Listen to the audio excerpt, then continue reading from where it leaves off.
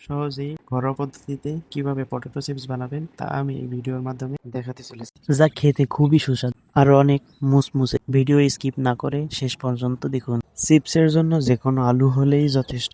এখানে আমি কিছু আলু নিতেছি।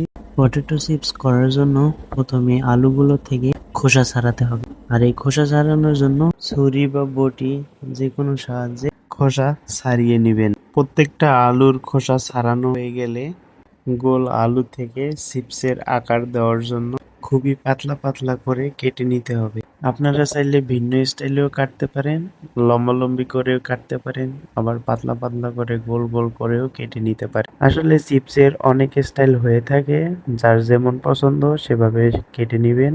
আমি দুই স্টাইলেই কেটে নিয়েছি, এরপরে নিয়ে আসছি ধুয়ে নিতে। ভালোভাবে ধুবো, পরিষ্কার পানি দিয়ে ভালোভাবে উল্টে পাল্টিয়ে ধুয়ে নিতে হবে, যাতে যেন একটুও ময়লা না থাকে।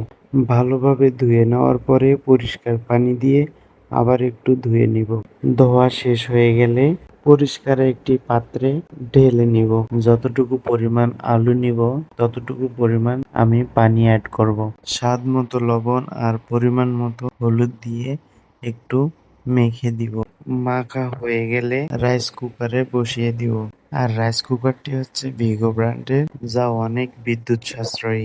বর্তমান যে গ্যাসের দাম তার থেকে ইলেকট্রিক চুলায় অনেক ভালো, গ্যাসের কোনো ঝামেলা নেই। যাই হোক, আমার আলু ভাপানো শেষ। রাইস কুকারের ঢাকনাটা খুলে দেখবেন পানিগুলো একটু ফেনাযুক্ত হবে, তাহলেই বুঝতে পারবেন আলুটি সিদ্ধ হয়ে গেছে। আলুটি সিদ্ধ হয়ে গেলে পানিটি ছাড়িয়ে নিতে হবে। পানি ছাড়ানো হয়ে গেলে ছাদের উপরে নিয়ে প্রচন্ড রোদের ভিতরে এভাবে শুকাতে দিতে হবে।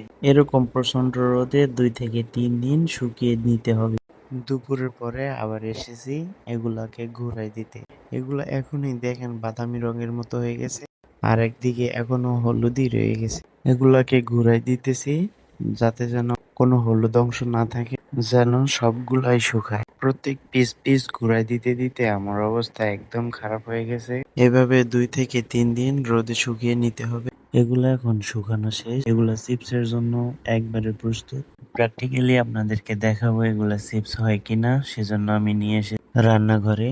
ঠিক এর আগের মতোই আমি এবারও ভিগো ব্র্যান্ডের একটি ইলেকট্রিক চুলা, মানে আমার বাসায় গ্যাসের কোনো ঝামেলাই নেই, তাই রান্নাটা খুবই সহজেই হইতেছে।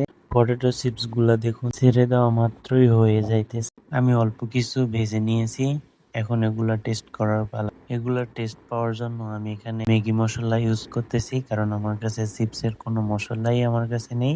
তাই ম্যাগি মশলা দিয়ে ভালোভাবে মিক্স আপ করতেছি, যেন প্রত্যেকটা চিপসের গায়ে ম্যাগি মশলা লেগে লেগে যায়, তাহলে স্বাদটা অনেক মজাদার হবে, খেতে অনেক স্বাদ। অবশ্যই অবশ্যই বাসাতে ট্রাই করবেন। থ্যাংক ইউ, সবাই অনেক ভালো থাকবেন।